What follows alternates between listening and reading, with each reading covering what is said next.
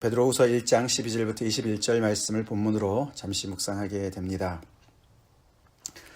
요즘 우리 마음속에 계속 이렇게 지울 수 없는 질문은 언제 끝날까? 언제 끝날까? 트럼프가 이렇게 계속 선거 결과 불복을 언제나 끝낼까? 이제 한 달 남았는데 그 사이에 무슨 짓을 할지 모른다. 이런 염려들이 좀 있는 것 같습니다. 참 계속해서 이걸 뒤집으려고 아직도 그렇게 그러고 있다고 그럽니다. 코비드-19 언제 끝날까? 언제 끝날까? 이 베드로후서 말씀은 언제 끝날까? 결말에 대한 것의 이야기입니다. 그리스도의 강림이죠. 새하늘과 새 땅, 우리 지난주에 역대하 말씀의 마지막 부분을 결말 바라기, 미완성 드라마다 이렇게 말씀을 우리가 역대하 말씀을 우리가 마무리했습니다. 구약의 말씀도 결말을 바라보는 그런 말씀이었고, 이제 우리가 예수 그리스도의 그 정말 오심을 초림, 이 땅에 오신 그 크리스마스를 우리가 이렇게 또 지내면서 우리 주님께 감사드리고 경배하는 그런 시간을 보내지만, 우리 주님 다시 오시죠? 다시 오셔서 새하늘과 새 땅을 이 땅에 온전히 이루실 그 요한계시록의 마지막 말씀, 그것이 이룰 그 결말을 우리는 믿고 있습니다. 그런데 이 베드로후서의 배경은 그 예수님의 강림을 의심하는 그런 거 없다. 그리스도의 강림이 어디 있느냐? 그렇게 거짓된 것을 가르쳤던 그 거짓 교사들 때문에 이 베드로후서는 전서에 이어서 후서를 쓰게 된 그런 배경을 가지고 있습니다. 우리 이제 세모에 이제 2020년 마무리를 하는 이때에 또 베드로후서 말씀을 묵상하면서 또 정말 그리스도의 강림이 언제 오실지 모르지만 임박하신 주님의 강림을 우리가 또 정말 바라면서 그 끝을 확실하게 하는 그런 은혜가 있길 간절히 바라고, 끝을 확실하게 하면 할수록 우리의 삶이 또 분명해지겠죠? 네, 그래서 그 유명한 말이 있습니다.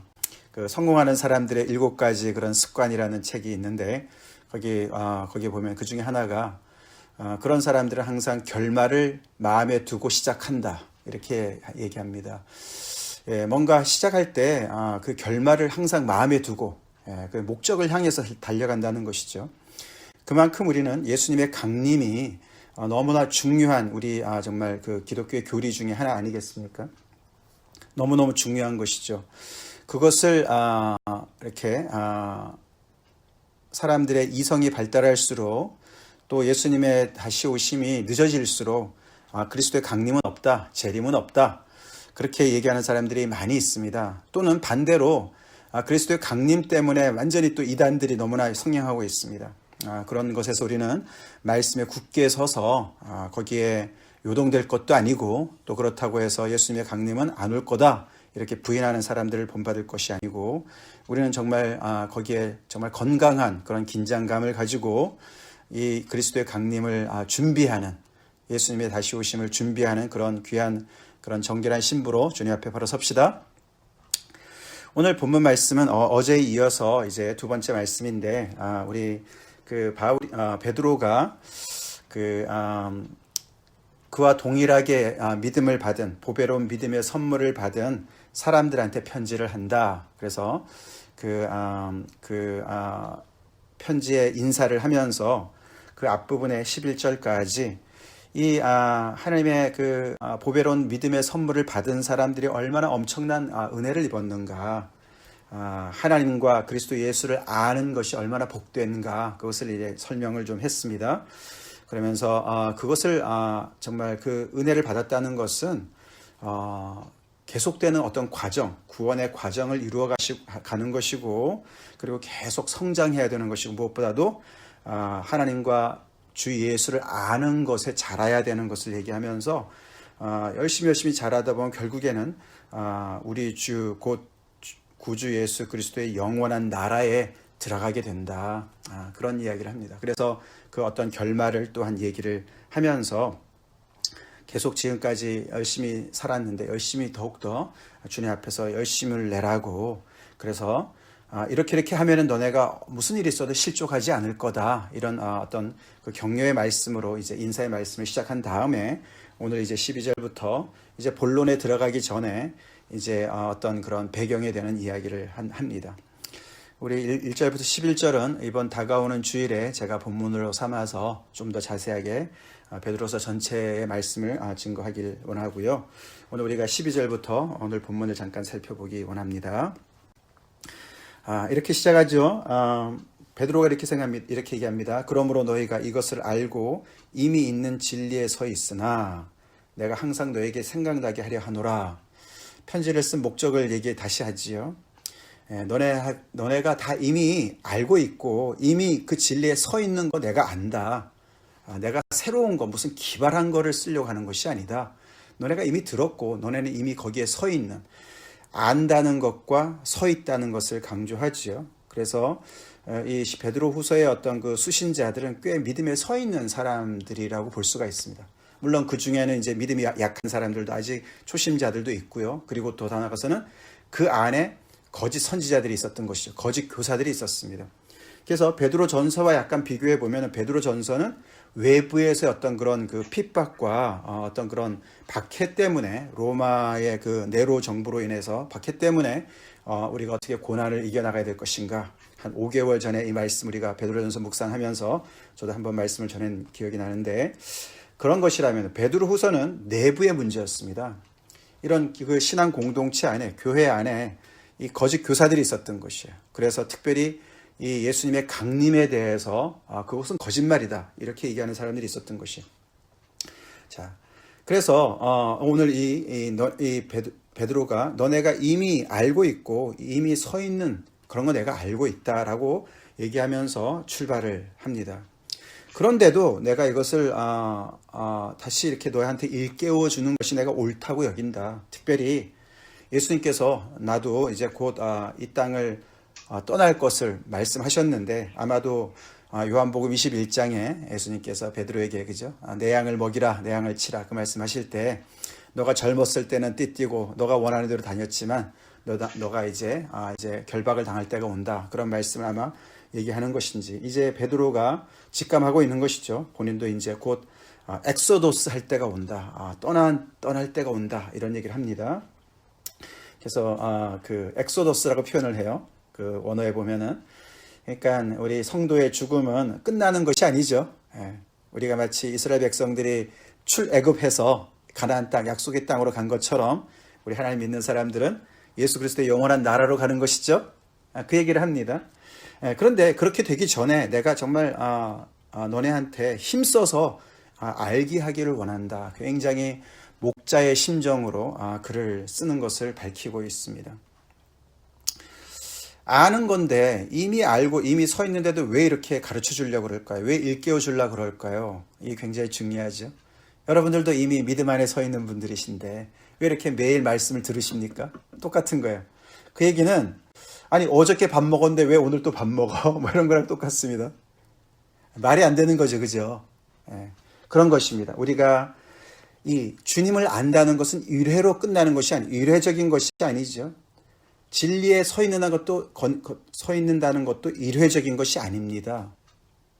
그렇죠? 안다는 것도 관계성을 얘기하는 거고 지속적인 것을 얘기하는 것이고, 서 있는다는 것은 삶을 얘기하는 것도, 삶도 과정을 얘기하는 것이죠. 그렇기 때문에 우리가 성장을 하려면은 계속 음식을 먹어야 되듯이 우리가 진리 안에서 계속 주님을 알아가고 진리 안에서 굳건히 서고 열매를 맺고 그 나라에 온전히 들어가기 위해서는 날마다 더 이런 말씀을 더 알아도 더 깊이 더 계속 또 반복해서 들어야 되고 또 깊이 더 알아야 될 줄로 믿습니다. 그것이 우리가 예배를 드리고 말씀 공부를 하고 설교를 듣고 그러는 이유예요. 단순히 우리가 지적인 어떤 머리의 지식만을 얘기하는 것이 아니고 계속해서 우리가 이 말씀을 섭취하면서 우리는 계속 성장해야 됩니다. 그래서 이 베드로후서에서 아까도 너네가 이렇게 하면은 언제든지 실족하지 않을 거야.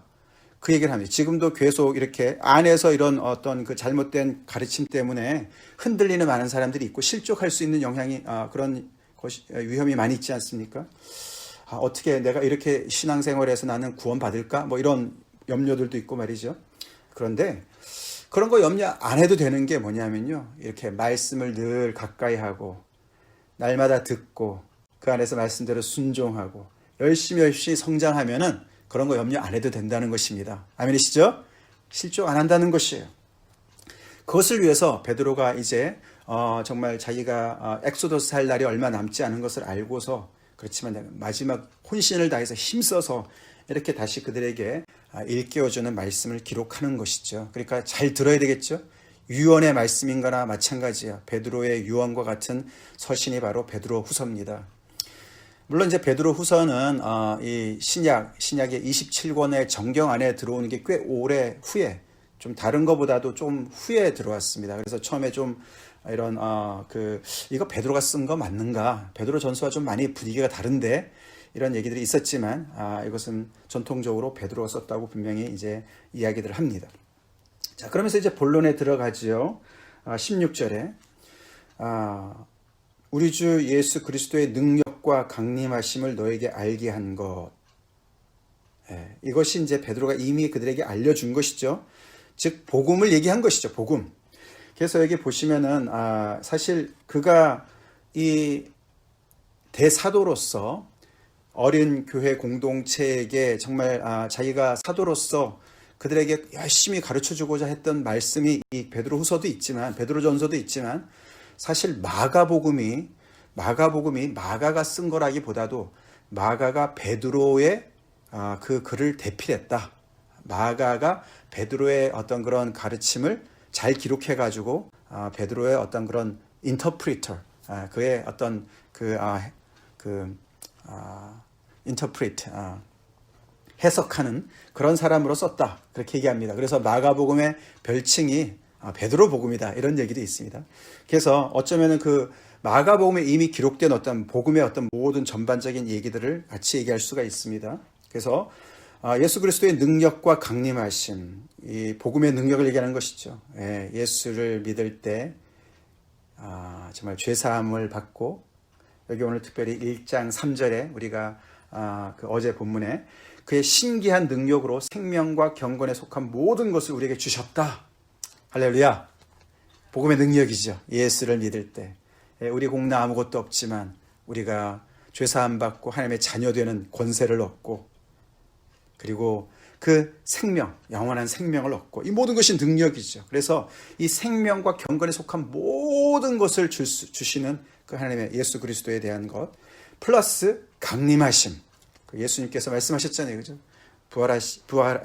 승천하시면서 내가 너희들이 본 그대로 내가 올 것이다. 이런 강림하심, 이 모든 것, 그건 너희들에게 다 알게 해줬다. 근데 그것이 교묘히 만든 이야기가 아니다.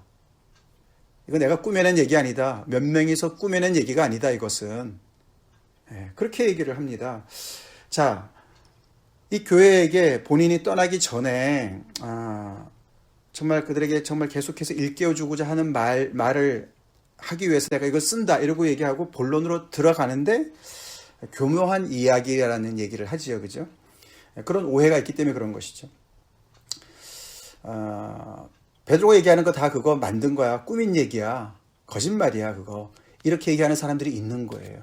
그래서 오늘의 이 그 16절부터 중요한 그 내용은 왜 베드로가 이야기하는 것이 진리인지, 그것은 교묘한 이야기가 아닌지, 그것은 너네가 꼭 생명처럼 지키고 그것을 반대하는 모든 것들이 거짓인지를 밝히는 거예요. 그래서 베드로는 겸손하게 왜 내가 전한 이 이야기가, 너에게 말한 이야기가 참 진리인 것을 너네가 꼭 정말 알아야 되는 것인가, 그것을 오늘 이유를 몇 가지를 얘기하는 거예요. 그 중에 첫 번째가 우리는, 그렇게 나오죠. 우리는 16절에 우리는 그의 크신 위엄을 친히 본 자라. 우리는 목격자야. 주 예수 그리스도를 두 눈으로 똑똑히 보고 경험한 사람들이야 라고 얘기를 합니다.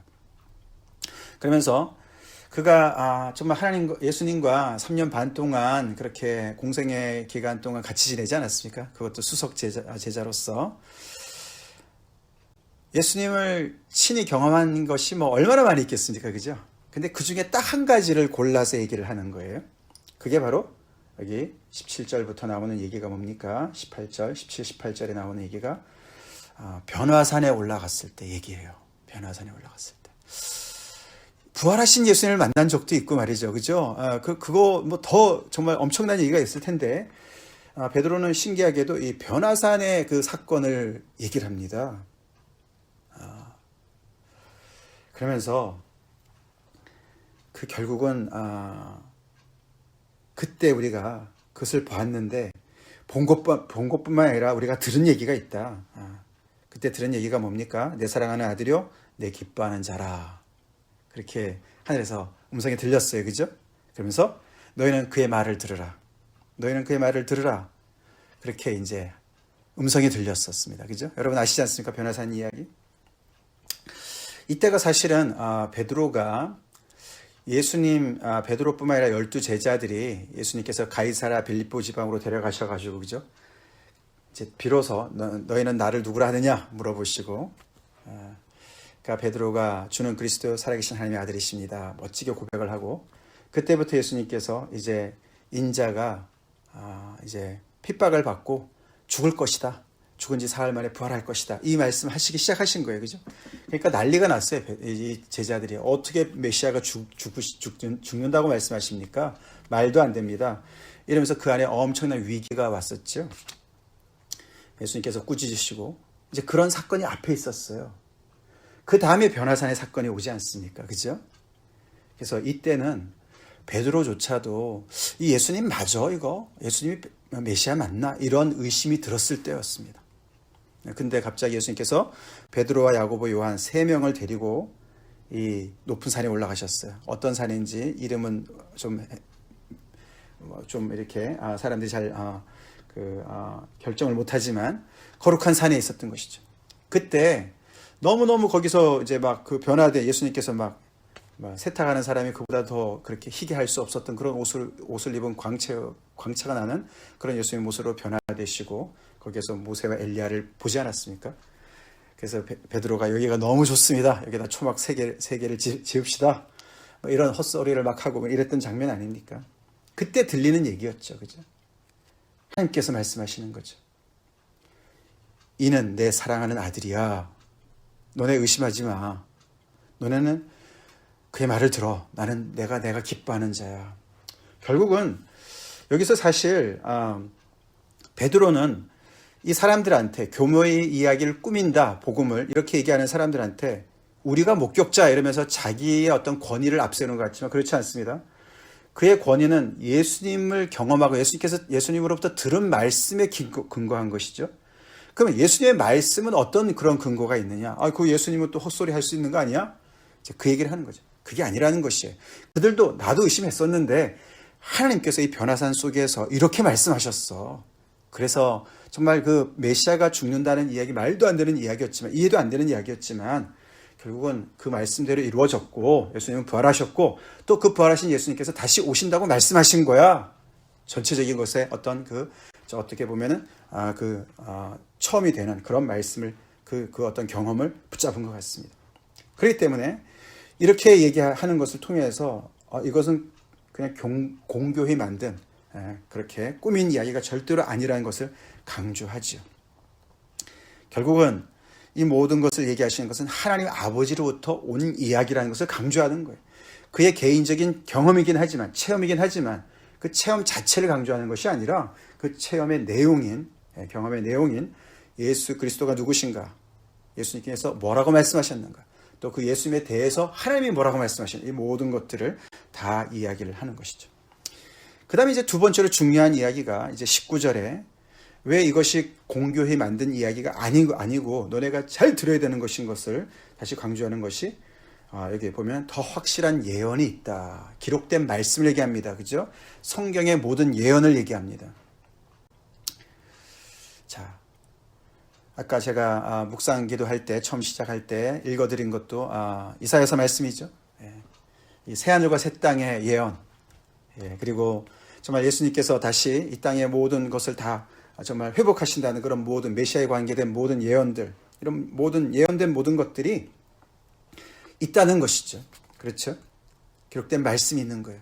그래서 이 초대교회 당시에 많은 사람들이 구약의 말씀이 있는데 예수님께서 그 모든 것을 성취하셨다라는 것을 이렇게 우리가 베드로 사도행전에도 보면은 설교를 그렇게 하지 않습니까? 이 모든 것이 예수님께서 성취하셨다. 그런 이야기를 통해서 많은 사람들이 복음 안으로 돌아왔습니다. 그러니까 내가 얘기하는 이 경험, 이런 이야기, 체험들, 이런 거 못 믿는다면 기록된 말씀을 봐. 이런 얘기죠. 기록된 말씀을 보면 알 수 있어. 그래서 이 경험이 결국은 그 기록된 말씀이 얼마나 좀 확실한가, 더 확실해지는가를 얘기하고 있다. 마치 어두운 데서 등불이 비춰져서 밝게 되는 것처럼 그 예언의 말씀을 밝게 비추는 그런 정말 이 역사가 계속 일어나고 있지 않느냐. 그래서 여기 보면은 날이 새어 샛별이 너희 마음에 떠오르기까지 너희가 이것을 주의하는 것이 옳으니라. 이 샛별이 뭘까? 해석이 좀 어렵다 그럽니다. 샛별, 그래서 예수님으로 많이들 해석을 합니다. 메시아. 그래서 등불도 밝지만은 온전한 예수님께서 강림하실 때까지, 샛별로 완전히 비춰질 때까지 너네가 이 말씀을 꼭 기억하고 붙잡아야 돼. 그래서 결국 베드로는 이 모든 우리가 전하는 주 예수 그리스도의 능력과 강림하심, 특별히 강림하심, 이것은 하나님으로부터 온 말씀이야. 하나님께서 주신 말씀이야. 그러면서 여기 성경의 모든 예언, 그것을 어떻게 해석하느냐, 이런 부분을 얘기하지요. 성경의 예언이 있죠. 오늘날에도 많은 이단들이 성경의 예언을 가지고 얘기합니다. 성경 가지고 얘기해요. 예. 근데 문제는 이제 그것을 어떻게 푸느냐가 중요하죠. 그죠? 그 해석을 어떻게 하느냐. 예언을 어떻게 해석하느냐. 그래서 베드로가 강조하는 것은, 먼저 너희가 알 것은, 이 확실한 예언이 있긴 한데 이것을 알 것은, 모든 성경의 모든 예언은 사사로이 풀 것은 아니다. 사사로이 풀어서는 안 된다. 거짓 교사들이 사사로이 풀거든요. 예언은 언제든지 사람의 뜻으로 낸 것이 아니고 오직 성령의 감동하심을 받은 사람들이 하나님께 받아서 말한 것이다. 즉 다시 말해서 사사로이 풀 것이 아니고 제대로 풀어야 된다. 어떻게 제대로 풀어야 되느냐? 그 예언이 어떻게 기록되었는지를 알면은 제대로 풀 수 있다. 어떻게 기록되었습니까? 사람의 뜻으로 제멋대로 사사로이 쓴 것이 아니다. 그것은 예언이 아니야. 거짓이지. 예언은 성령의 감동으로 하나님께서 주신 것이야. 그렇기 때문에 예언을 풀려면 성령의 도움을 받아서 풀어야 돼. 그 얘기를 하는 겁니다. 아멘이시죠? 오늘날 우리가 특별히 예수님의 강림, 재림에 대해서 관련돼서 많은 이단들이 계속 있습니다. 그렇기 때문에 우리는 이 말씀을 잘 기억해야 됩니다. 우리가 어떻게 정말 성령의 인도하심을 받아서 예언을 잘 풀 수 있을까요? 요즘에도 그런 이단들 말이죠. 자기들 나름대로 예언을 잘 풀었다고 얘기하는 거예요. 그죠? 그렇죠? 근데 이제 우리가 꼭 기억해야 될 것은 이 성령의 역사는 어떤 다른 사람들이 하나도 몰랐는데 나만 깨달았다. 이런 나만 기발하게 성경을 깨달았다. 그래서 성경을 여기저기 중요한 거 다 빼놓고 여기저기 몇 가지만 연결해가지고 이단들의 특징 아닙니까? 딱 아구에 맞춰서 그런 어떤 얘기를 하지 않습니까? 그런 거 조심해야 돼요. 성령께서는 계속 역사해 오셨습니다. 그래서 교만하면 안 돼요. 영적인 교만, 나만 특별한 걸 깨달아서 나만 기발한 어떤 복음을 전하고 있다. 예를 들어서 예수님이 언제 오신다 이런 거. 그동안에 2000년의 교회 역사 속에서 많은 믿음의 선진들이 있습니다. 그들의 믿음은 꽝인가요? 그들이 가르치면 꽝인가요? 그런 걸 무시하는 사람들이 굉장히 많이 있어요. 나만 제대로 깨달았다는 것이죠. 그래서 이것은 우리가 굉장히 조심해야 되는 것이에요. 그래서 특별히 이런 예언의 문제에 있어서는, 어떤 예수님의 강림에 대한 이런 문제에 있어서는 우리는 굉장히 겸손해야 됩니다. 그리고 교회의 가르침에 귀를 기울여야 됩니다. 지금까지의 그런 교회 전통의 가르침을 귀를 기울여야 됩니다. 그래서 아까도 말씀드렸지만 이거 이미 알고 있고 이미 서 있는 진리를 얘기하는 거예요. 이 베드로도 마찬가지예요. 이 말씀 계속 검증되어 왔고 지금까지 오랜 역사 속에 있는 이 예언의 말씀, 이사야서 말씀도 그렇고 말이죠. 얼마나 오래된 말씀입니까? 우리가 구약의 말씀 많이 공부해봤지만 그 모든 말씀에 뿌리가 있는 말씀이죠. 아멘? 그런 모든 것들을 무시하고 말이죠. 성경을 제멋대로 그냥 이혈령 비혈령처럼 해석하는 그런 것들을 굉장히 조심해야 돼요. 우리가 오늘도 이렇게 말씀을 묵상하는데 여러분들은 매일 성경을 어떻게 묵상하십니까? 바른 절차는 이렇습니다. 먼저 본문을 읽으시고 여러분 읽으시고 주님께 기도하시고 성령님 가르쳐 주세요. 조명해 주세요. 깨닫게 해주세요. 그렇게 기도하시기 바랍니다. 그리고 개인 묵상을 먼저 하세요. 깨달은 말씀을 기록하세요. 거기서 끝나지 마십시오. 그러나 잘못 깨달을 수도 있어요. 내 마음대로 해석할 수 있단 말이죠. 그래서 우리는 옆에 또 해석도 보셔야 돼요. 그리고 이런 또 설교 말씀을 들으셔야 됩니다. 저도 똑같이 설교 준비해요. 저도 먼저 말씀을 묵상하고 은혜 받는 것들 기록합니다. 그리고 기록된 말씀들 또 여러 가지 또 성경 여기저기를 또 보면서 또 주석들을 참고합니다. 왜요? 먼저 선진들이 공부하고 깨달은 거 그냥 머리로 깨달은 거 아닙니다. 그들도 기도하면서 깨달은 것입니다. 하나님께서 가르쳐 주신 겁니다. 아멘. 이 모든 것들을 우리는 존중할 줄 알아야 돼요. 그렇게 우리 하나님의 말씀을 균형 있게 잘 이해를 해야 됩니다. 결국은 베드로가 오늘 얘기하는 이 모든 것들은 그래서 결국은 이런 두 가지를 중요한 것을 얘기하면서 정말 이런 근거를 가지고 내가 목숨 걸고 얘기하는 거니까 유언처럼 얘기하는 거니까 너네 잘 들어. 그러면서 내일부터 본문에 들어가게 됩니다. 계속 우리 기대함으로 우리 말씀을 듣겠습니다. 다 같이 기도하시겠습니다. 하나님 감사합니다.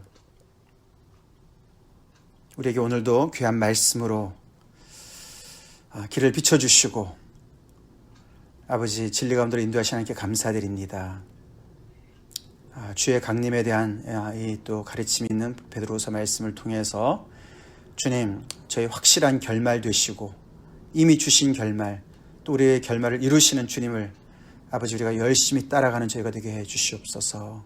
그래서 아버지 실족하지 않고 아버지 끝까지 믿음에서 승리하며 많은 열매 맺고 주님 앞에 영광 돌리는 저희 되게 해 주시옵소서. 하나님의 말씀에 늘 깨달음의 은혜를 주시옵소서. 성령님 가르쳐 주시옵소서. 또 이미 가르쳐 주신 교회에 가르쳐 주신 그 귀한 말씀을 존중할 줄 아는 저희가 되게 해 주시옵소서. 겸손함을 주시옵소서. 예수의 이름 받들어 간절히 기도 올려옵나이다. 아멘.